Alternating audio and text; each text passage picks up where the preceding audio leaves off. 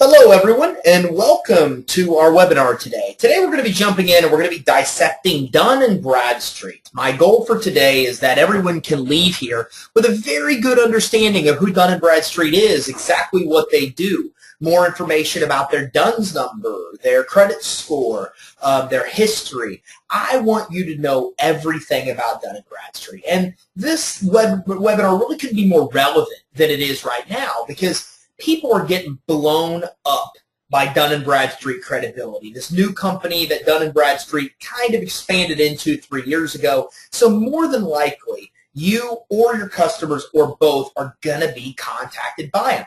And today we're going to talk about this. We're going to talk about what they're selling and, what you need and what you don't need. We're just going to, like I said, dissect the entire process, dissect who Dun & Bradstreet is, and look at all aspects of their business. Before we go too far, let me first introduce myself. For those of you that don't know me, my name is Ty Crandall. I'm the Director of Business Services here at CreditSuite, and my role here is to help other companies offer business credit financing for their clients. Okay, so you'll notice if you've never been on one of my webinars before, I'm not going to sell you anything today. I don't pitch you anything. I'm just here to give you nothing but an hour straight of good quality information you could use. Okay, if you decide down the road you want to offer business credit, financing, anything like that, here's my email, here's my phone number. Feel free to get in touch with me, but please keep in mind during this webinar, we're not going to be talking about any of that kind of opportunity. We're just going to be talking about business credit. So again, that is my role, to help you completely understand what business credit is, dissect how it works, and actually make a business and profits from offering business credit financing for your customers. If I can ever help you in that area, please let me know. So let's go and jump in. Let's get started. Let's talk a little bit more about Dun & Bradstreet. So Dun & Bradstreet is by far the biggest credit reporting agency of all of the reporting agencies. Of the three that exist, they are the biggest. They're commonly known, you've probably heard them as D&B. Okay, so sometimes you'll see them listed as D&B. You'll commonly hear people talk about D&B. It's funny because when I first even learned about Dun & Bradstreet, I couldn't even spell their name correctly.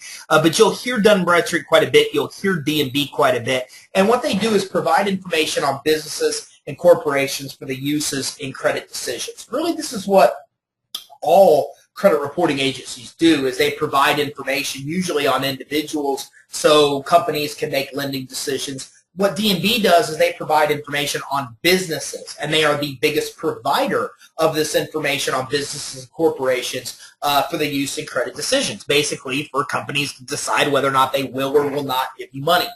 They are a publicly traded company. They trade under the ticker D&B on the New York Stock Exchange, and their headquarters actually in Short Hills, New Jersey. Now, it's interesting, and I say they're publicly traded because that's interesting to know for two reasons. First of all, they have a new leg of their company that's called Dun & Bradstreet Credibility, that does their aggressive marketing advertising tactics. And just so you know, D&B Credibility is a privately owned company. They're not public.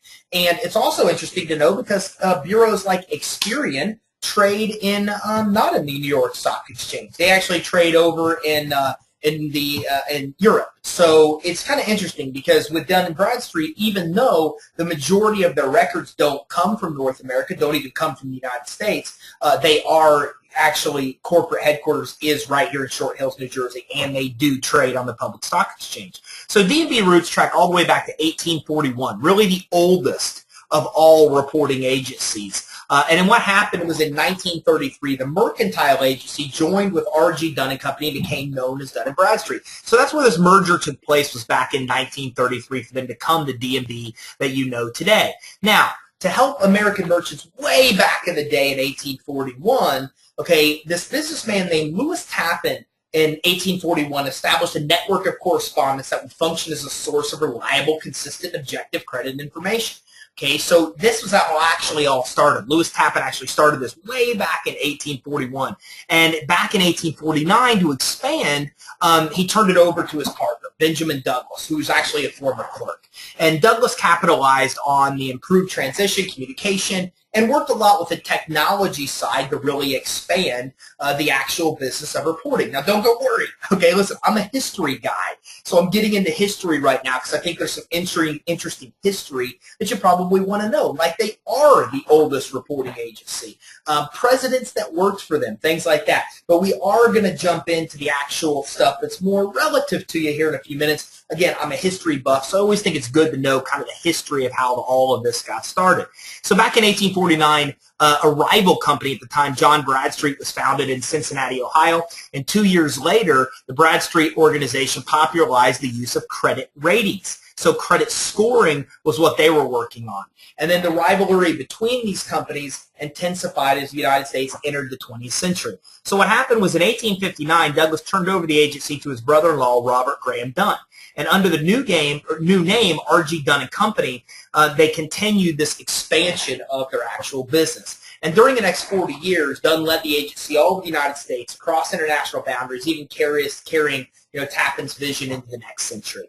So in 1933, these competitors merged, and this is where it really became Dun & Bradstreet. This is where these two big players, one that was dealing with data, one that was dealing with scoring, kind of came together to form Dun & Bradstreet. The merger at the time was actually engineered by Dunn's CEO, Arthur Whitestead, and this is the gentleman that actually led D&B out of the Depression and into what we call the information age. So in 1963, the introduction of this universal system of keeping track of a business, known as the Dunn's number system, helped bring business information to the computer age. And by the 1970s, D&B had established its commitment to this new technology and a new advanced system that was fully computerized data collection, provided the ability to link and analyze categories of information. So what's important here is this. Although this might seem very sophisticated, this is an important age for credit reporting, because in the 1970s, computers started to become important.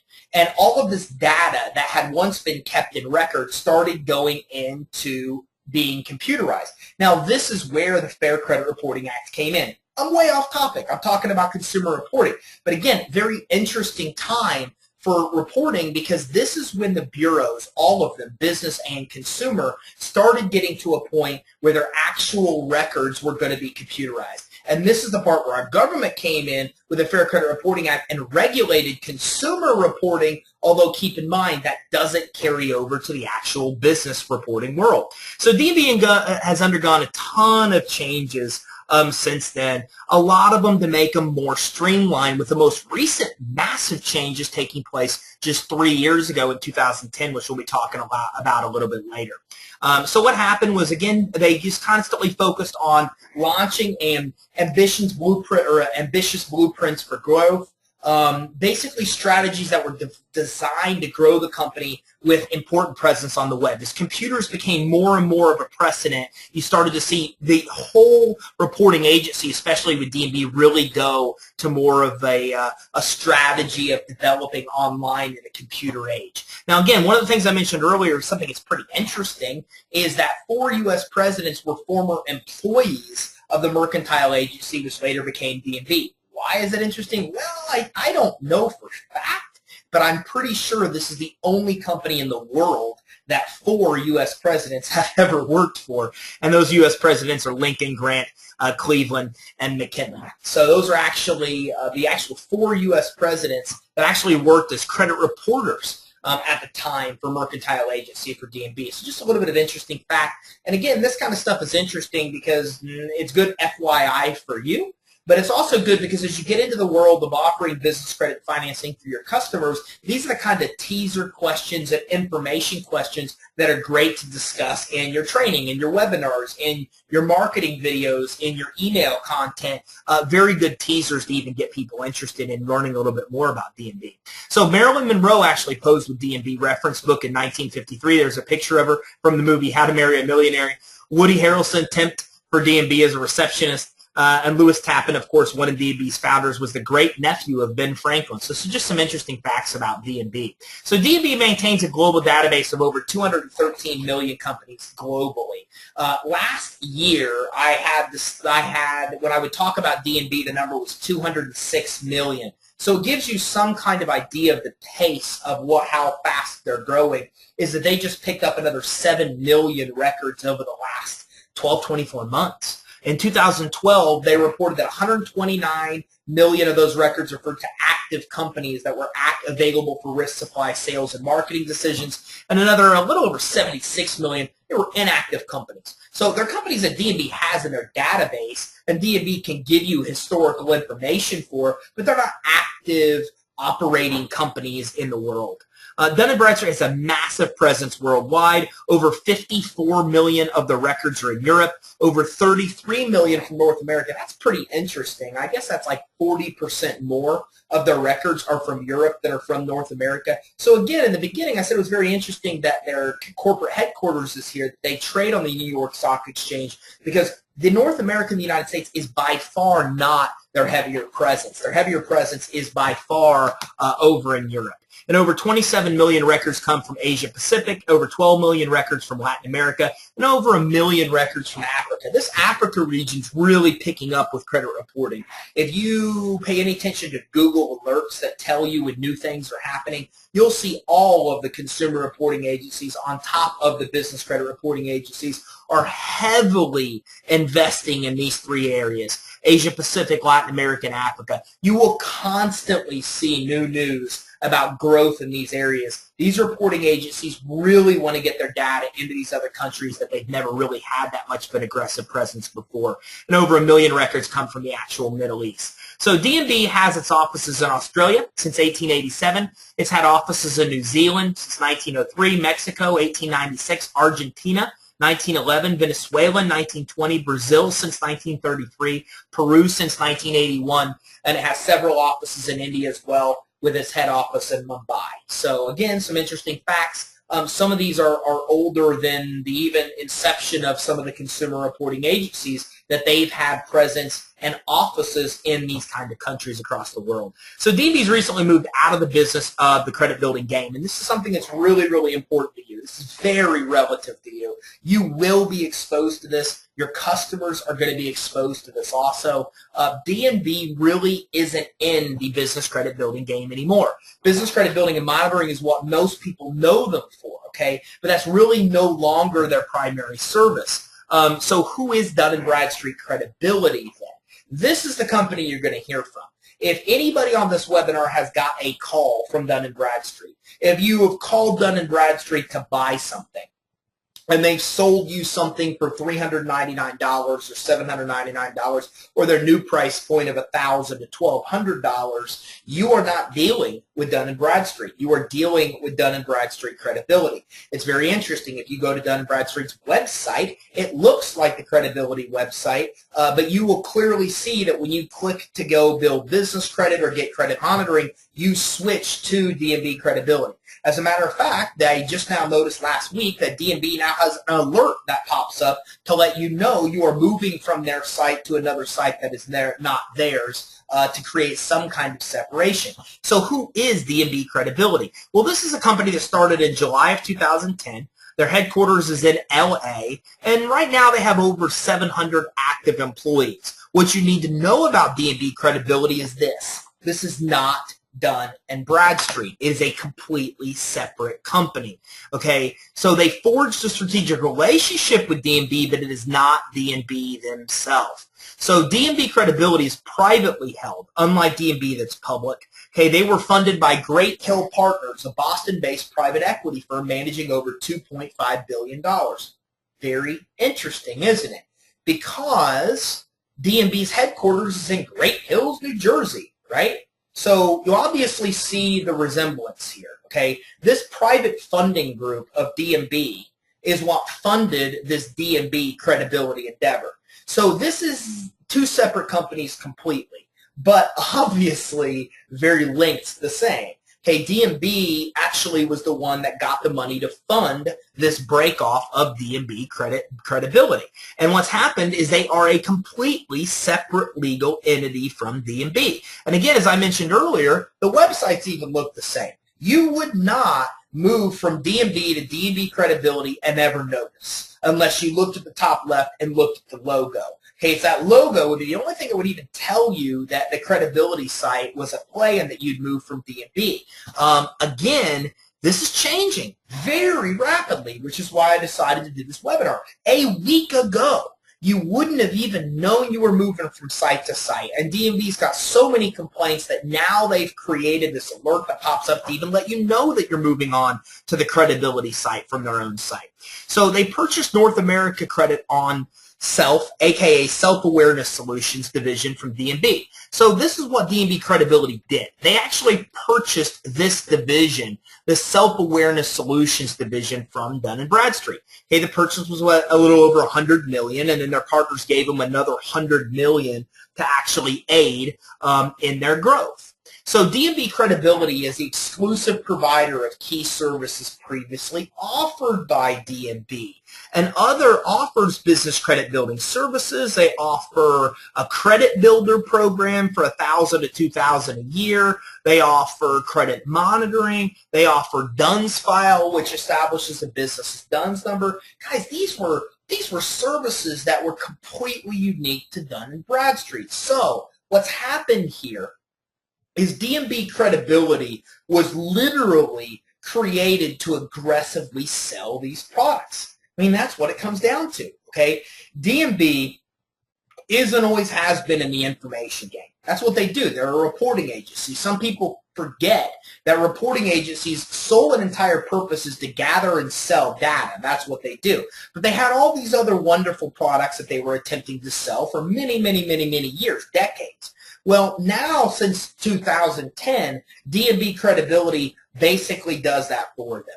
D&B Credibility is the one that aggressively sells these products now that used to once be under D&B's umbrella. So now D&B no longer has to market and sell them. It all comes under this D&B Credibility window.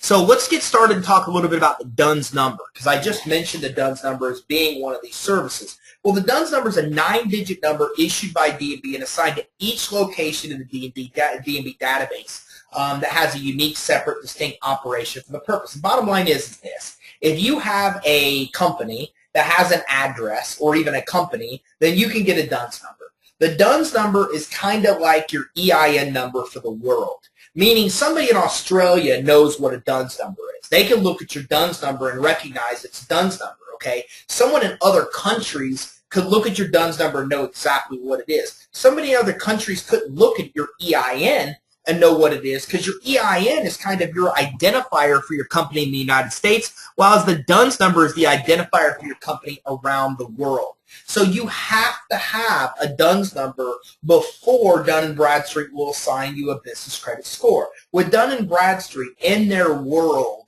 getting a DUNS number is the first step in building business credit. You can't do anything before you get their DUNS number. You get their DUNS number, then you can actually start building your business credit. So obtaining a DUNS number is the very first step that you have to take when building your business credit.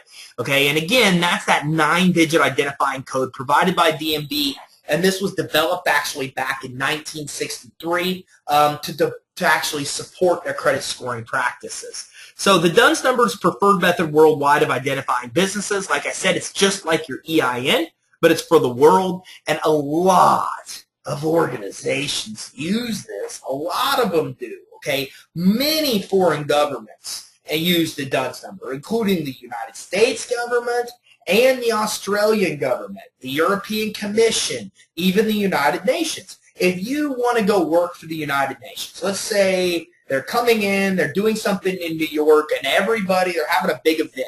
You couldn't work for them without a DUNS number.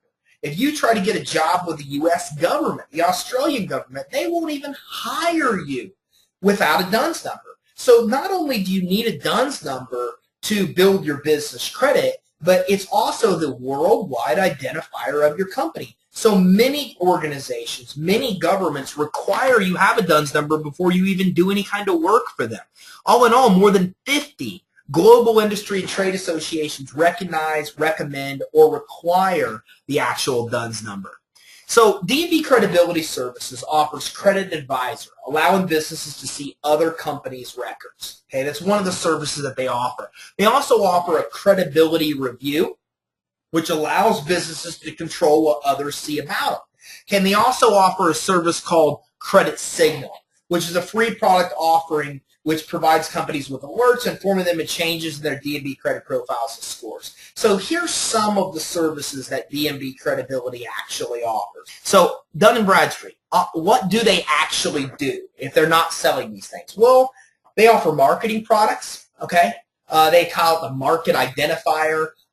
They've got all kinds of information which relates to helping you sell customers. Okay, I have one of their actual tools myself, and it helps you search their entire 87 million person database that they give you access to find companies, and you could do very selective searches for marketing.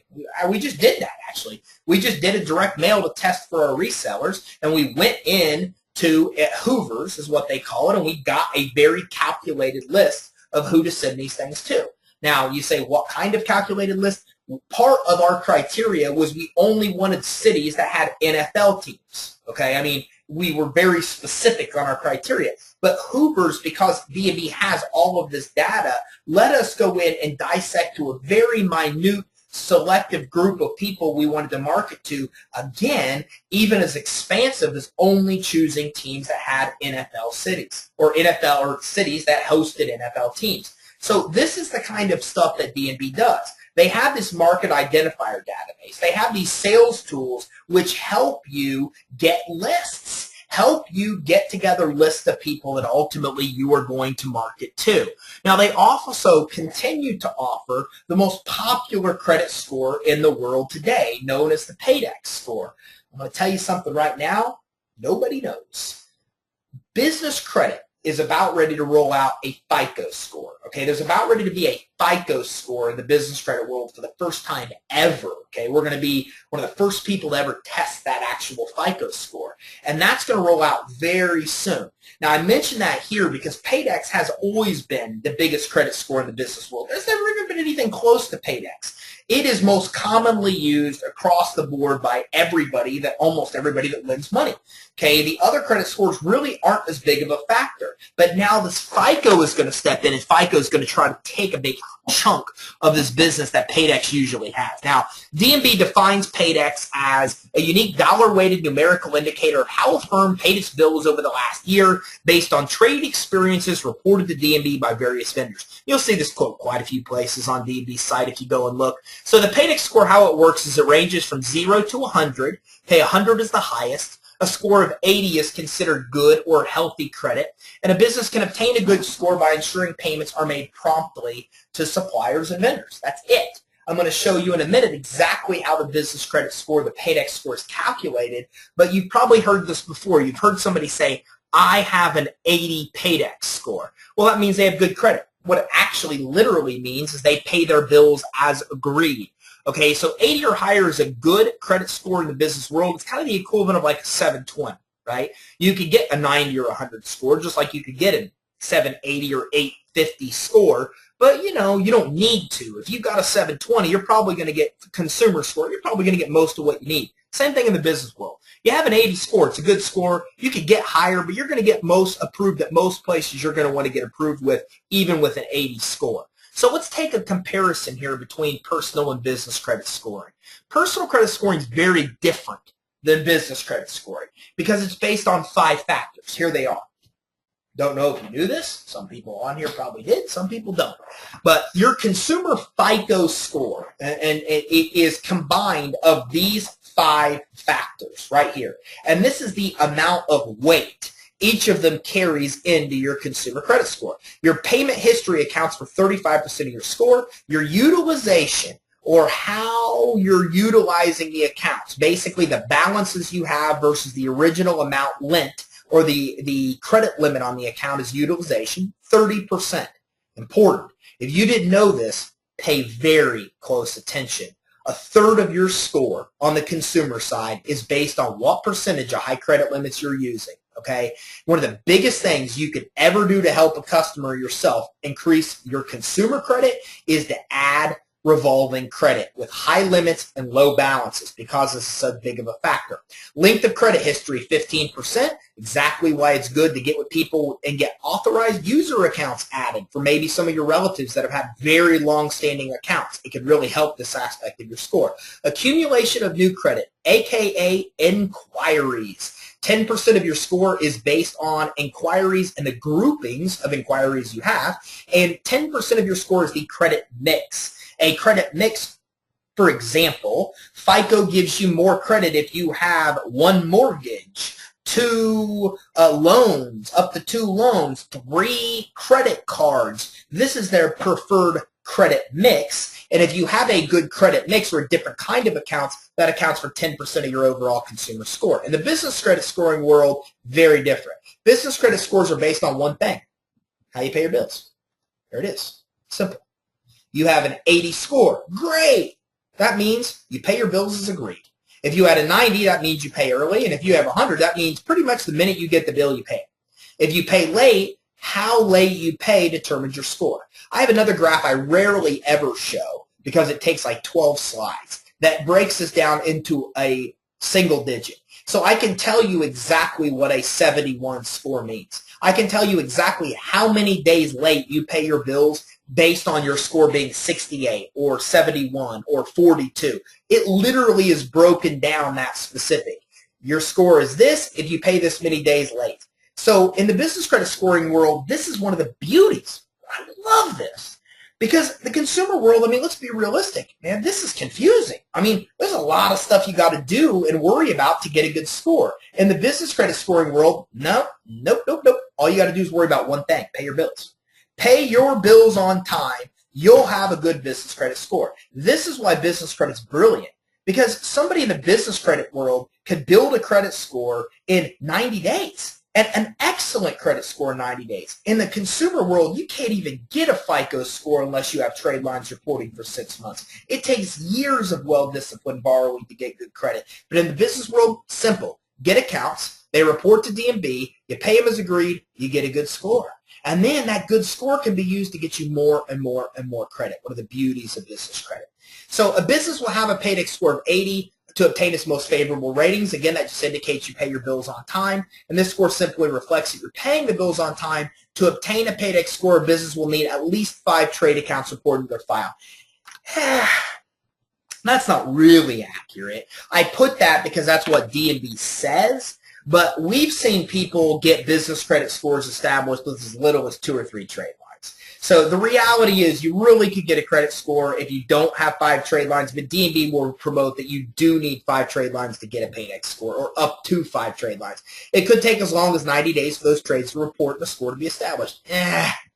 Again, D&B says this, but we've seen clients get this done in 30 to 90 days. So they do tell you it could take up to 3 reporting cycles is how they define it, up to 90 days for you to get an account paid as agreed and that to show up on your report, but it could definitely happen faster than that also. And the business credit score itself is calculated by using as many as 875 payments. Now you might say, Ty, you just said it was based on one thing. I did. This is saying how many payments could be calculated into that score. So if you have a massive report, right, like with 50 different items on it or 100, well, you're going to have a lot of payments calculated into your score. And the Paydex can take into account 875 of those payments to determine the actual score. So it's most important for a business owner to have accounts report favorable payment history, and if bills are paid on time, the business credit score will be positive. But if payments are made late, well, then that Paydex score will drop. Okay, so the Paydex score will adjust accordingly to how early or late the bills are paid. We've already seen that. We've already seen that in, I don't want to say in real time, but exactly down to the numerical number of exactly how late you pay will determine exactly, what your score will end up being. So the other thing to keep in mind is this.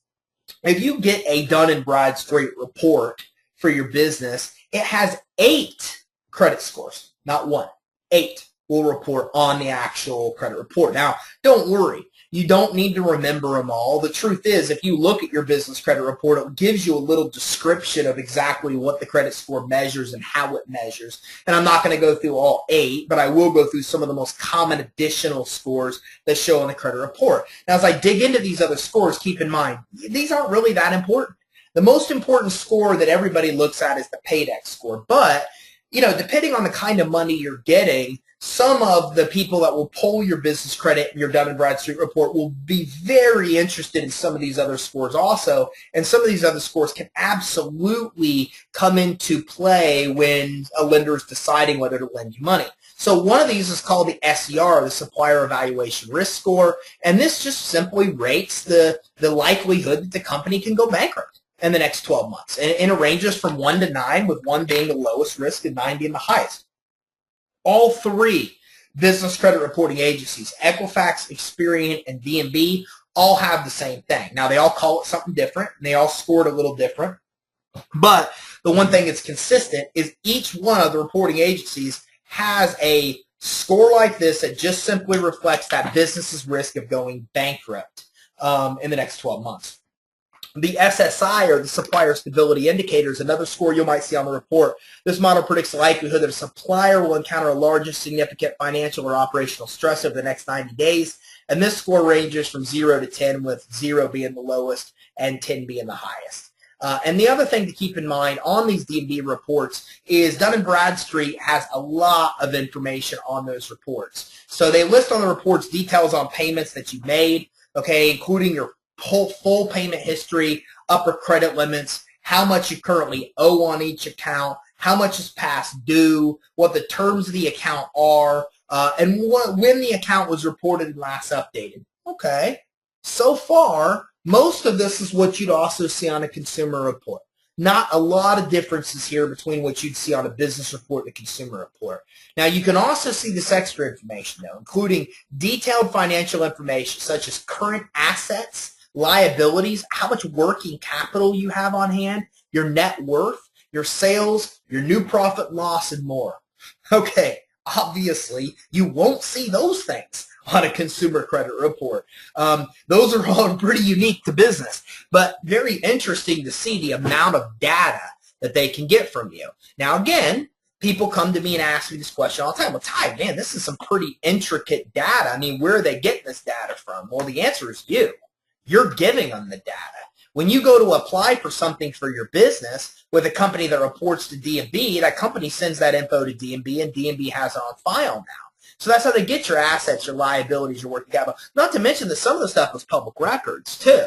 So they do a lot of things. They're an information company. Their whole purpose is to get information from people. And one of the things they do is make it very easy for companies to send them data, okay? That's the whole premise for their trade reference program. Hey, it sounds good to you, right? You can add trade references to the report. But hey, by the way, you can't add anybody that already reports to them. Well, why? Well, because they're not looking to help you. They're looking to get data they don't already have. So if you go do their legwork for them and bring them companies that they can report the history for that they don't already have a relationship with, well, that just helps them get data from sources they're not already getting data from now. So keep in mind, when you're filling out a business application for a credit card, for a loan, a lot of this information is going to get bounced back to D&B, and that's information that's readily available for anybody that wants it, okay? Now, let me give you an example. If you come and you say to me, hey, Ty, I want a consumer credit report on somebody, well, you can't just pull a credit report on somebody else, right? A consumer credit report, they have to give you the authorization to pull that report.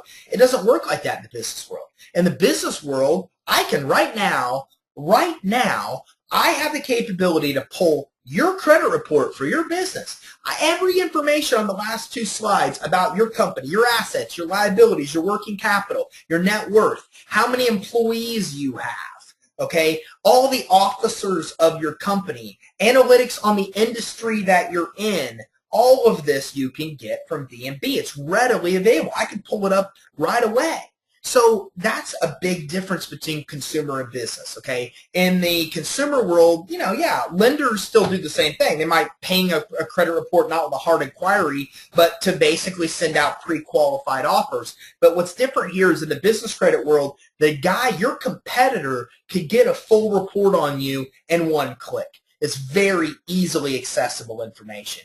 And D&B reports also list payment details for each account. They also add detailed commentary to the report indicating payment patterns. So they do even a lot of commentary that will kind of let you know, hey, this payment pattern might reflect this kind of risk. All information that you'll see on these actual reports. So Dun & Bradstreet offers a lot of other products and services to consumers and businesses. Some of these are risk management, such as the Business Information Report, Comprehensive Report, D&B Platform, and those provide current historical business information primarily used by lenders and financial institutions to assist in making credit decisions. Bottom line is, if you're a bank, right, and somebody comes to you for money for the business, you're going to pull a D&B report, and all of this data is what's used to determine your approval or not. Now, this is very interesting for you to know because most people don't realize that. You see, there's this thing called the FCRA in the consumer world. There's a lot of regulation in the consumer world with consumer credit reporting. And one of the laws, one of the requirements is that if you go in and apply somewhere and get denied, they have to tell you they denied you because they looked at your credit report, and they have to tell you where they got that data from. It's the law. So you apply for a credit card, and you get denied. A week later, 2 weeks later, you get that letter saying, hey, man, we looked at your credit through TransUnion, and your credit's not good, so we turned you down. Well, in the business world, they don't do this. They don't have to do this. There is no FCRA. There is no regulation. So what happens is when you go in to apply for business financing, every single time they pull your business credit report to determine approval. But they never tell you they do this. They don't have to tell you. They don't have to have your authorization. They don't have to disclose it, but it's happening. Okay, our senior business advisor on our business credit system used to work for Wells Fargo. She was the leading small business authority in the country. And as the leading small business salesperson basically in the country, she had no idea that her bank pulled D&B reports. When she moved up to a trainer in the bank and trained others, was the first time ever even she knew with underwriting that they pulled business credit.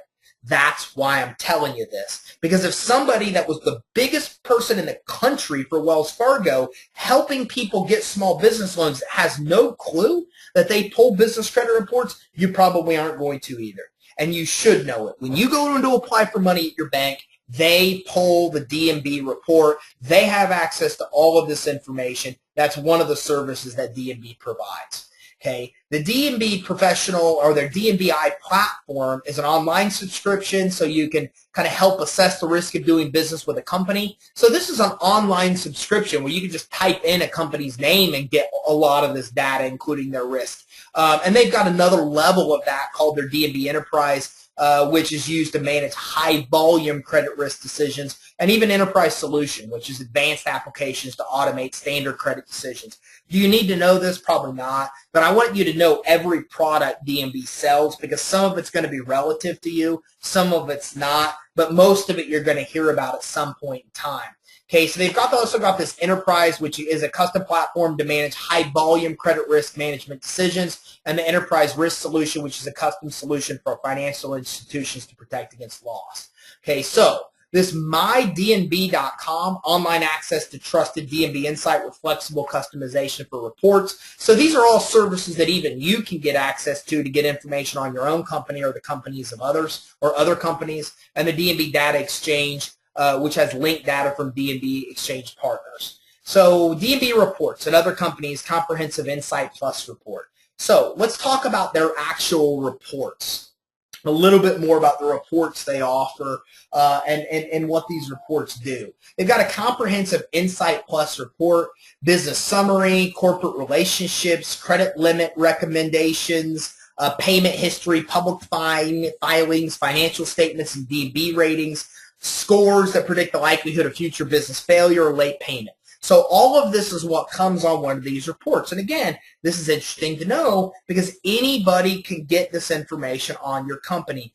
Okay, so many prospecting solutions too for targeted marketing list. Hoover's is what I use. okay, subscription to their database to get information, customer integration manager, which is a software that integrates the actual corporate data into a shared customer directory, market insights, one of their products. So these are all products, even to an API that integrates. So the bigger you are, the more data you need, the more they'll work with you to integrate that data and automate that data to make decisions, okay? So that's what we're talking about here. API, D&B, marketing insight, D&B direct for sales. These are ways that companies use to automate those decisions. So when you apply, you get an immediate approval or denial because their computer spits it out. Well, it's based on calculating and taking into account all of this data. D&B 360 also is exactly what I just described. So these are all products that they actually use to come in and to be able to market, to be able to give you the ability to market to different companies. Okay, so again, these are just, I already went over those. And then the supply management solution. Supply management solution, you got a supplier risk manager, supply data services, even a supplier diversity data services. So these all deal with suppliers that specifically want data from the companies that they're working with. And they have a management solutions with D&B Direct, which is an API to cleanse and link supplier data on demand with enterprise applications. This is what I just described. So they're taking their data, they're APIing it, they're integrating it directly with your systems to actually go in with helping you have immediate credit decisions on those actual applications. And supply management solutions. So the power of this is just another service they use. So again, it kind of gives you an overview. At the end, there's a lot of stuff there I don't think you necessarily need to know. Their actual risk scores, their supplier databases. But all in all, I hope you got a lot of good information from this. I want you to know who D&B is, who D&B Credibility is, what their difference is. We dissected the Paydex. We talked about how it worked. You now know there's 8 scores on a credit report. Today, we looked at D&B credit reports. We looked at most of those scores. We described most of those scores and what they actually go over. You now know what you can buy from D&B, and you now know what D&B Credibility will try to sell you that you don't need. So hopefully you got a lot of good information from today. You know what the DUNS number is. You know how to get a DUNS number for free. Again, I move pretty fast. And because you're here, tomorrow you should get an email with a link to the playback of this webinar so you can go back through it at your own leisure. But I'm very big on giving you a lot of information, and I have to kind of sometimes talk kind of quickly to do that. So I really enjoyed having you on this webinar today. I don't have time for questions today because I literally am jumping off to go into another webinar in about 4 minutes. But if you do have any questions, feel free to give me a call or send me an email. My phone number is 877-600-2487. My email is ty@creditsuite.com. You can also visit creditsuite.com if you want information about offering business credit for your customers, or if there's anything I can help you with D&B, if you have questions about building your credit, if you're interested in offering business credit for customers, here's my contact information. Let me know. Okay, thank you again, everybody, so much for taking the time to attend this webinar. Have a great day, everybody.